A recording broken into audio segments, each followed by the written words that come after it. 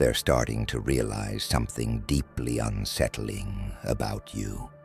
Something they can't quite name, but definitely feel in their nervous system every time you're in the room. You don't argue. You don't defend. You don't raise your voice or throw tantrums or make dramatic displays of emotion. You do something far more dangerous. You stay calm while their world falls apart around them. And that level of composure, that surgical precision in how you handle pressure, that's not something most people possess. That's psychological warfare, executed at a level so advanced that intelligence agencies study this exact behavioral profile when recruiting operatives. This isn't about manipulation for manipulation's sake. This is about strategic emotional regulation that most humans will never master in their lifetime.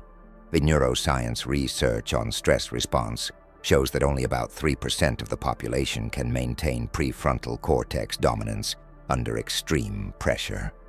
Most people's amygdala hijacks their reasoning the second conflict appears. But not you. Your brain operates differently.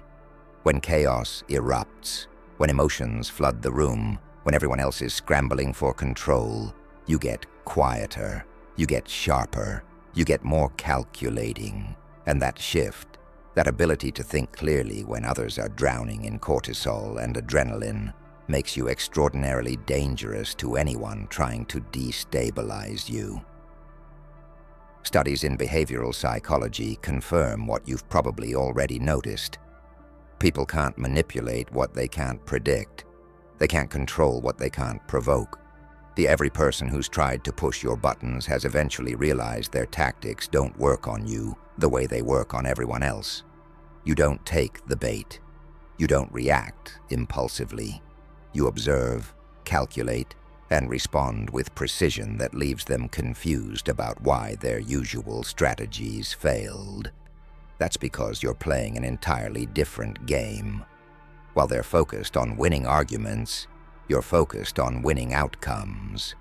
While they're trying to hurt your feelings, you're 3 steps ahead, planning your exit or your next move.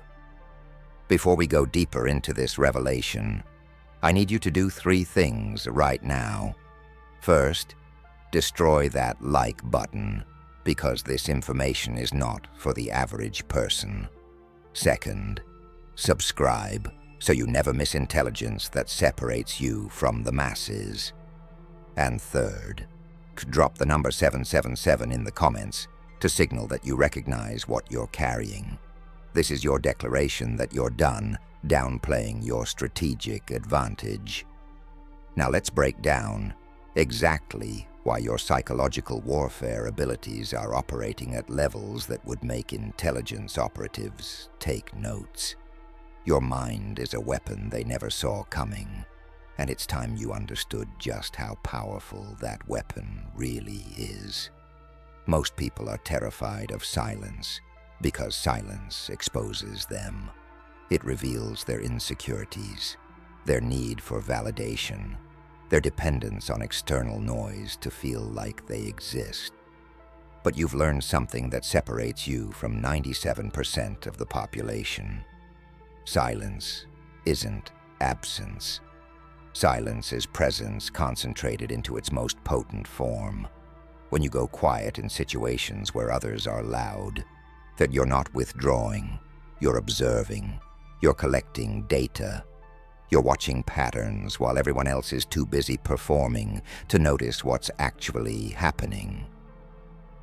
Research in interrogation psychology shows that trained operatives use silence as a tool to create discomfort in targets. The absence of response triggers anxiety in people who are used to getting reactions. Your silence forces people to fill the void with their own projections, their own fears, their own assumptions, and in that process, they reveal themselves completely. They show you their strategies, their weaknesses, their insecurities, all because you refuse to give them the reaction they needed to feel in control. This isn't passive behavior. This is active warfare disguised as calm. You've mastered what intelligence agencies call strategic ambiguity, the art of being present without being readable.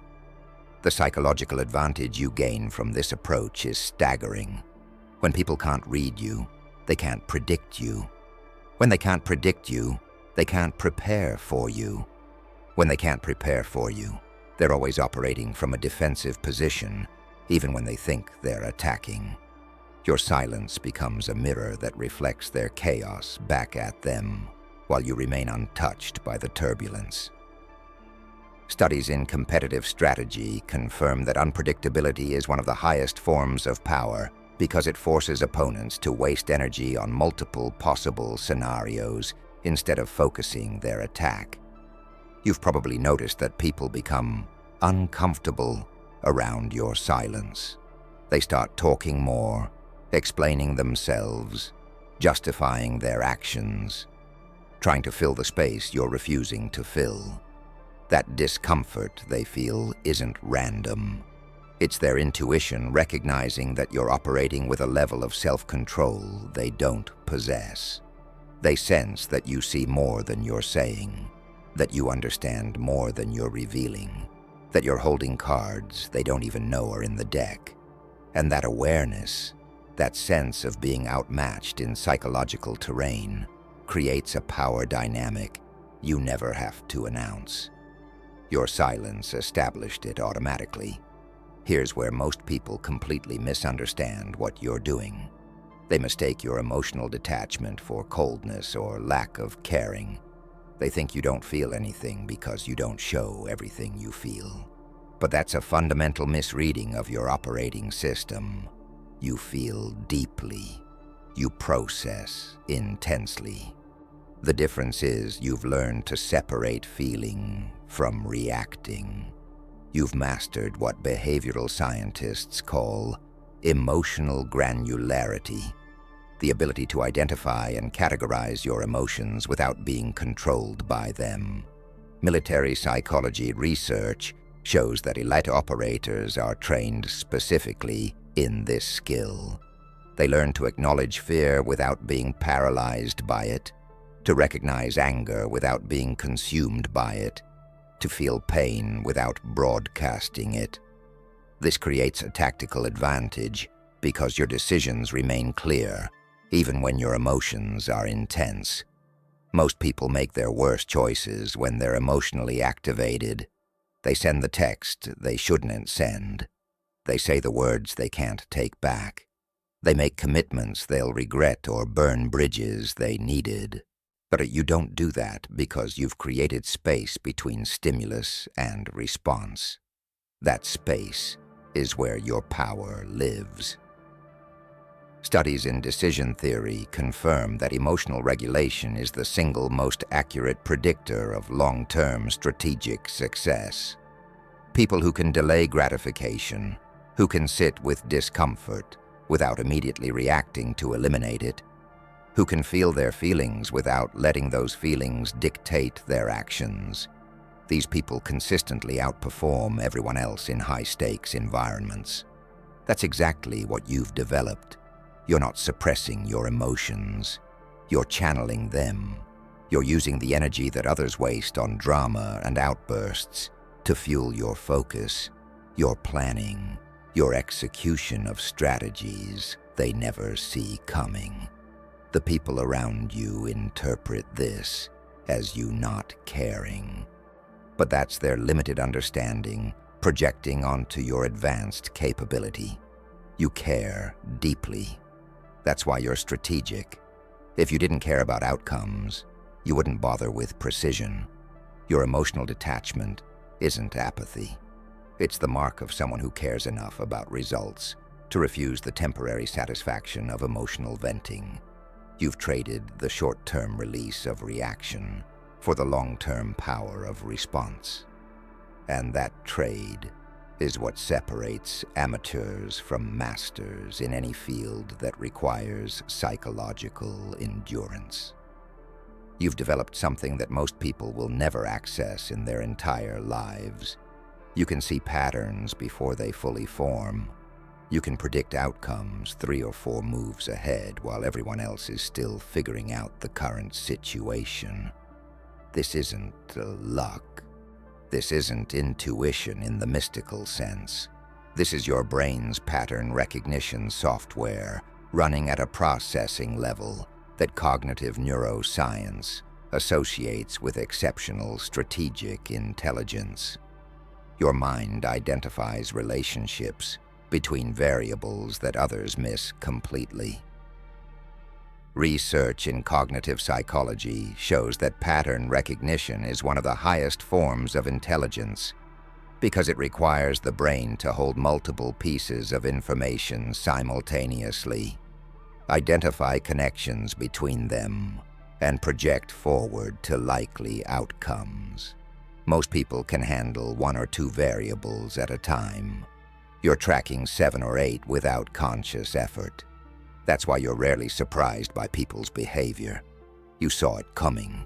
You recognized the pattern. You predicted the trajectory. Yeah, and when it plays out exactly how you knew it would, people think you're psychic. You're not. You're just operating with processing power they don't have.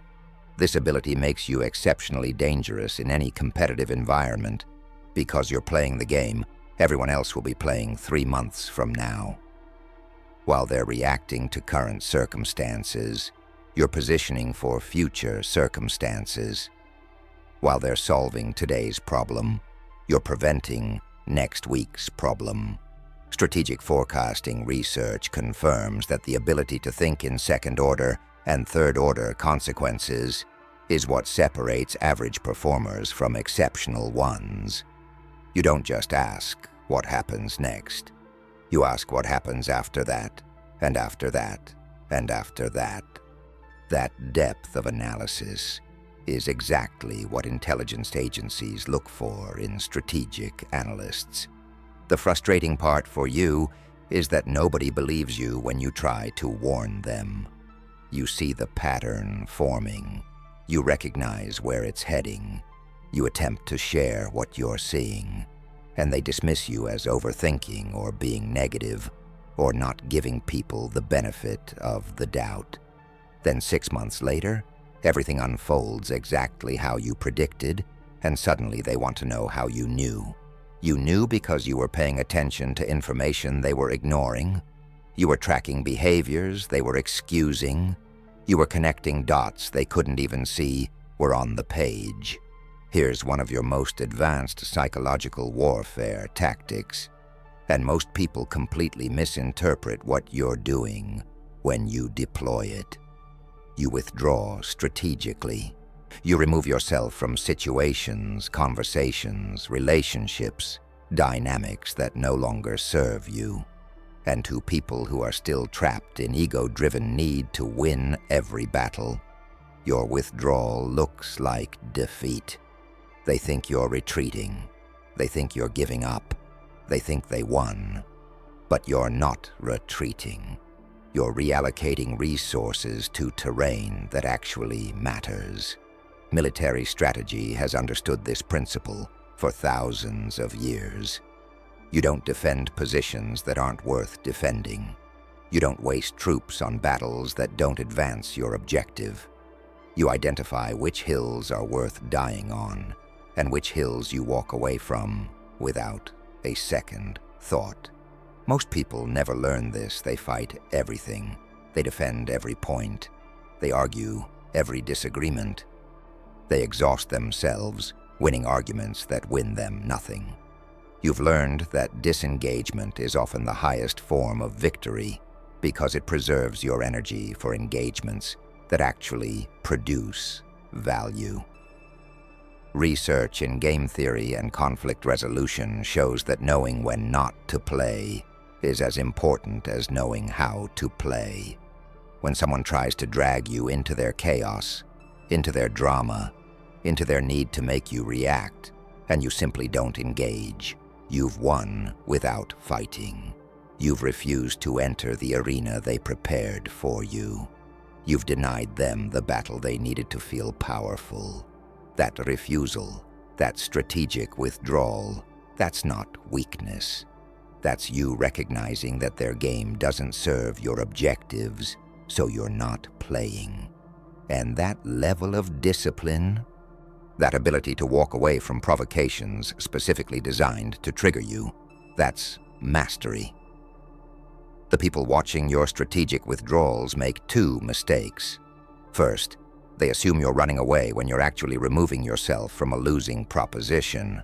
Second, they assume you'll come back when you've had time to cool off. You're not coming back. You made a calculated decision that this situation, this person, this dynamic no longer meets your standards for where you invest your time and energy. You're not cooling off.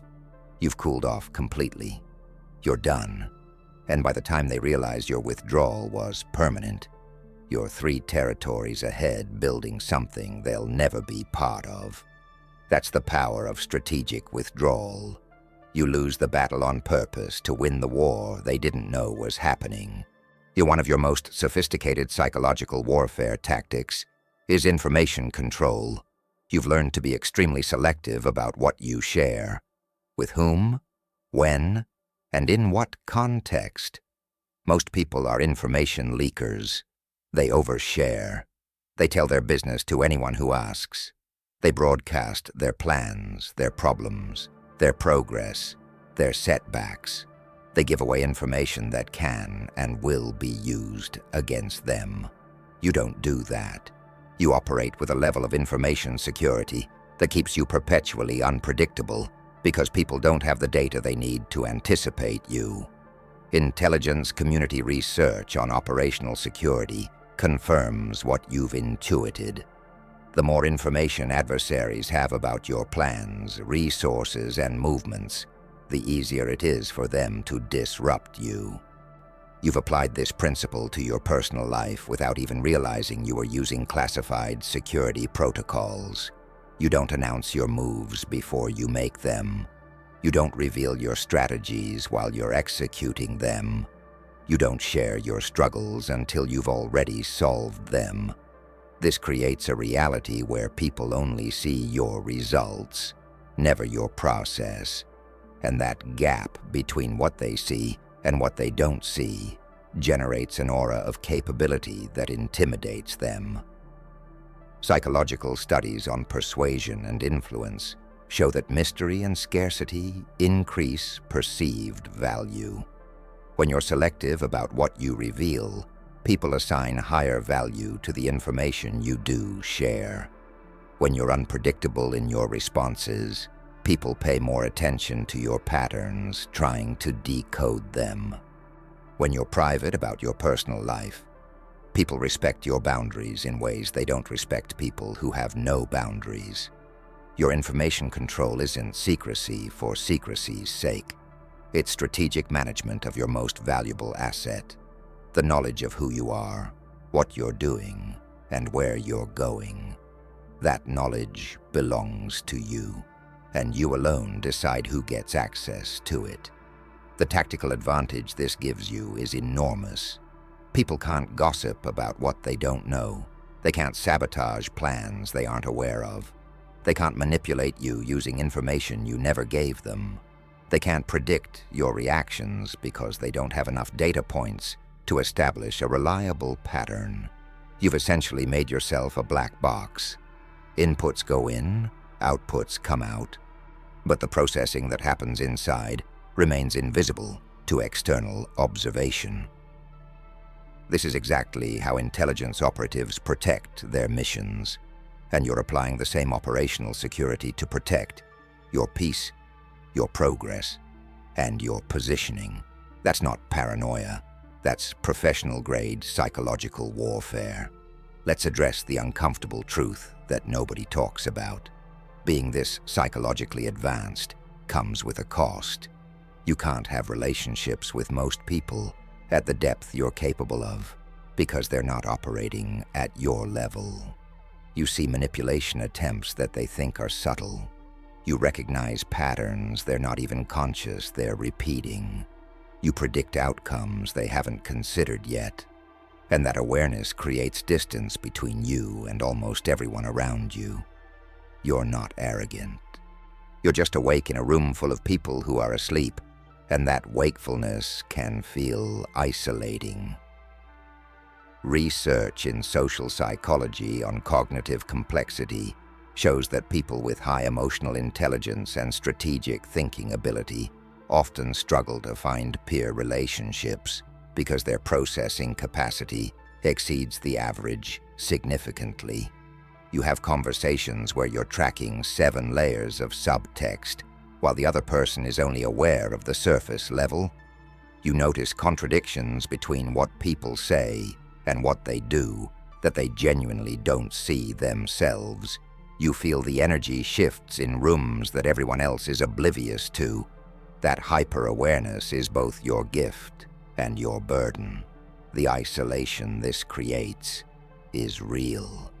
You can't unsee what you see. You can't unknow what you know. You can't dumb yourself down to fit in with people who operate on autopilot, and sometimes you wonder if this level of awareness is worth the loneliness that comes with it. Here's what you need to understand. Your psychological warfare capabilities aren't meant for connection with the masses. They're meant for protection, for strategy, for accomplishing objectives that require a level of mental discipline most humans will never develop. You're not meant to be understood by everyone. You're meant to be effective, and effectiveness at your level requires sacrifices that average people never have to make. Studies on high performers across every field show a consistent pattern. The better you get at something, the fewer people can relate to your experience. The higher you climb, the more isolated the view becomes. The more advanced your capabilities, the smaller your peer group. That's not a flaw in your design. That's the natural consequence of being exceptional. Your psychological warfare skills put you in a category that includes less than 5% of the population. That 5% understands exactly what you're carrying. The other 95% will never get it, and that's okay. You're not building your life for their understanding. You're building it for your objectives, and your objectives require exactly the level of psychological sophistication you've developed. There's coming a moment, or maybe it's already happened, when the people who underestimated you will have a realization that physically stops them. They'll be reflecting on interactions you had, decisions you made, things you said or didn't say. And suddenly the pattern will become visible to them. They'll see that you weren't confused, you weren't weak, you weren't naive. You were strategically allowing them to reveal themselves while you gathered intelligence. You were giving them rope, knowing exactly what they'd do with it. You were playing chess while they thought you were playing checkers, and that realization hits different than any argument you could have won. Behavioral research shows that people remember how you made them feel, but more importantly, they remember the moment they realized they misread you. That moment of recognition, when they understand you were 3 steps ahead the entire time. When they realize every move they made was predicted and accounted for. When they see that your silence wasn't ignorance but strategy. That moment rewrites their entire understanding of every interaction they had with you. Suddenly your calmness wasn't weakness. It was confidence. Your withdrawal wasn't defeat. It was discernment. Your emotional detachment wasn't coldness. It was mastery. The shock they feel isn't about you changing. You didn't change. You were always operating at this level. The shock is them finally having the awareness to recognize what was there all along. They were playing in shallow water, thinking they were swimming in the deep end, and you were in the ocean the entire time. That gap between their perception and your reality is what creates the psychological impact that changes how they see you permanently. They can't unsee it once they see it. They can't go back to underestimating you once they understand the level you operate on. The power dynamic shifts irreversibly the moment they recognize your psychological warfare capabilities. Some of them will respect it. They'll acknowledge that you outmaneuvered them and actually gain respect for your strategic mind. Others will resent it. They'll feel embarrassed that they underestimated you so badly, and that embarrassment will turn into bitterness. A few will fear it. They'll realize you're capable of dismantling them psychologically without ever raising your voice, and that realization will make them cautious about ever crossing you again. Regardless of their response, they'll all share one thing in common. They'll never look at you the same way. Your psychological warfare skills will have earned you a permanent place in the category of people who are not to be underestimated, not to be manipulated, and definitely not to be played with. You are carrying something that most people will never develop. Your mind operates as a strategic weapon that doesn't need to announce itself to be effective. You've mastered silence while others are still addicted to noise. You've learned emotional detachment while others are drowning in reactive behavior. You recognize patterns while others are still figuring out current events. You control information while others leak it freely. You withdraw strategically while others fight losing battles. This collection of psychological warfare capabilities makes you exceptionally dangerous to anyone who tries to play games with you. And the beautiful part is you didn't learn this from a manual. You developed it through experience, through betrayal, through pressure, through situations that forced you to either evolve or be destroyed. The intelligence community would absolutely recruit minds like yours if they could identify them. They look for people who can think 3 moves ahead, who can remain calm under extreme pressure, who can read human behavior with precision, who can control their emotional responses, who can execute strategy without ego getting in the way. That's you. You're already operating at a level they train operatives to reach. The only difference is you're using these capabilities to protect your peace, build your life, and accomplish your objectives instead of serving national security interests. But make no mistake, what you're carrying is rare, valuable, and powerful. Your psychological warfare abilities are flawless, not because you're perfect, but because you've learned to turn your awareness into advantage and your discipline into dominance without ever needing to prove it loudly. The cost of being this advanced is real. The isolation is real. The burden of seeing what others don't see is heavy. But here's what makes it worth it. You're free. Free from manipulation. Free from people who play games. Free from situations that drain your energy. Free from relationships that don't serve you. Free from the chaos that keeps most people stuck in cycles they can't escape. Your psychological warfare capabilities gave you that freedom. They gave you the ability to walk through battlefields disguised as normal life and come out unscathed. They gave you protection that no amount of physical security could provide. They gave you power that doesn't need titles or positions to be effective. If this resonated with your experience, if you recognized yourself in this description, drop 777 in the comments right now. That number signals that you're done hiding what you're capable of. You're done downplaying your strategic advantage. You're done pretending to be less aware than you are, just to make others comfortable. Subscribe to this channel if you haven't already, because we're building a community of people who operate at this psychological level and refuse to apologize for it. Share this with someone who needs to understand that their mind is their most powerful weapon. And remember this, your psychological warfare capabilities aren't a flaw. They're not something to be ashamed of. They're evidence that you survived situations that required you to develop skills most people never need. You're not cold. You're protected. You're not distant. You're selective. You're not overthinking. You're strategic. And that makes you exactly the kind of person intelligence agencies wish they could recruit. The difference is you're already on your own team, fighting your own battles, and winning wars nobody else even knew were happening. That's not just psychological warfare. That's psychological mastery. And mastery, once achieved, becomes permanent.